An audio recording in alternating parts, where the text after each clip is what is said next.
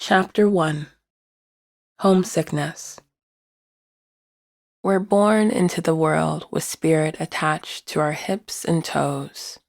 Spirit leaves stories in the body, and our growing pains are simply the experience of remembering. We remember the feeling of spirit and get drawn into the journey of reconnection, almost by force for many of us. Within our bones plays a hypnotic memory of our ancestors, and the way our lineage danced with the Creator, the way our lineage extended their light to the Creator with open hands, the way this light shines back down onto us. We learn of the sacrifices that created new opportunities for survival for descendants. We learn of the blessings that enclose our lineage with grace.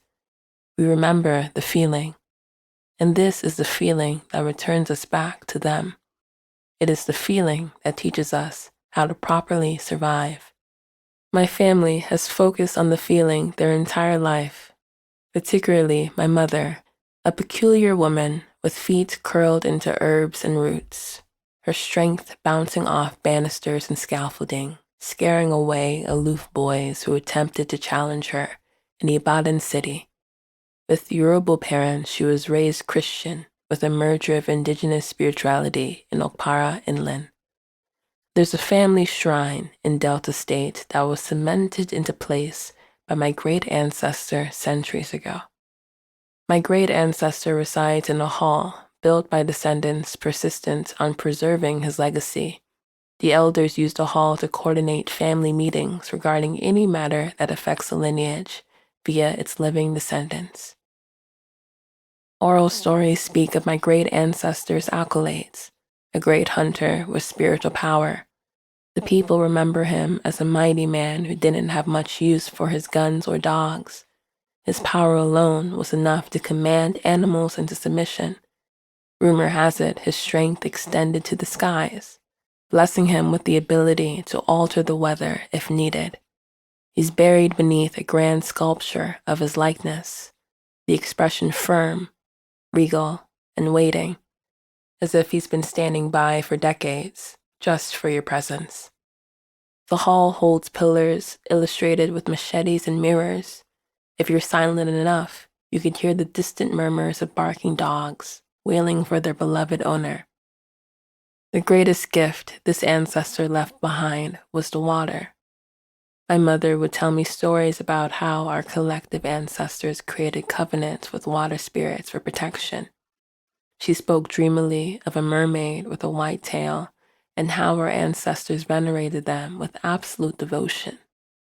Being as they resided near rivers and ocean, this relationship allowed many of my ancestors who were fishermen to not experience undesirable water conditions while on boats.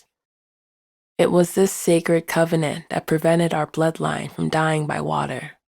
My mind drifts to the experience I had as a young child, the moment where I adventurously ran toward the ocean, oblivious to the fact that I couldn't swim.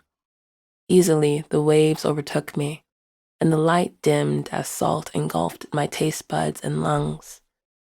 After the water swallowed me, I don't remember a thing but waking up on the beach shore, surrounded by concerned family members.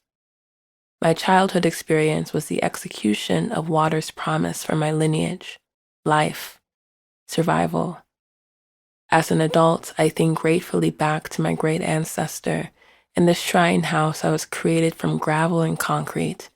I think about the water divinity that assures the well-being of their blood, even after the time passage of centuries. Within the shrine's sacred walls, which is carefully shielded from the sun, is the home of a water spirit who wields machetes sharp enough to slice away unforeseen obstacles. A water spirit with the vitality of a hunter, with black eyes watching even in darkness.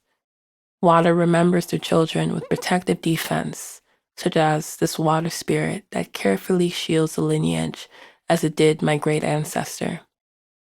This spirit is family, my mother always reminds me.